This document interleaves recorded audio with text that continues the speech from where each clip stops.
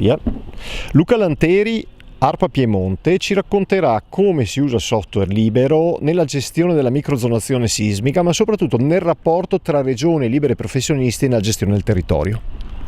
Allora, in ARPA Piemonte abbiamo sperimentato questa attività di applicazione di software libero per la microzonazione sismica già ormai da 4 anni, mi pare.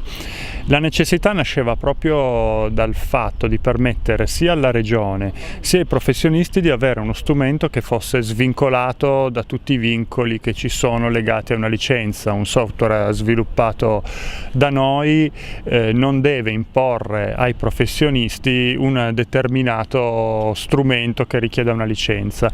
Quindi con Regione abbiamo portato avanti lo sviluppo di questo software.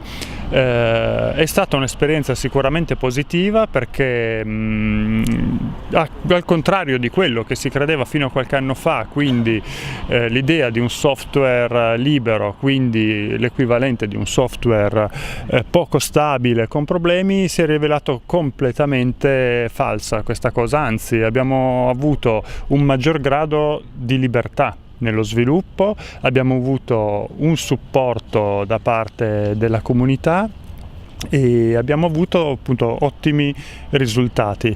In Piemonte i professionisti che sono stati coinvolti nella microzonazione sismica avevano la scelta se utilizzare il nostro software o altri strumenti e abbiamo solo avuto 2 casi che hanno scelto di utilizzare uno strumento diverso. Tutti gli altri l'hanno utilizzato e direi contenti e con profitto.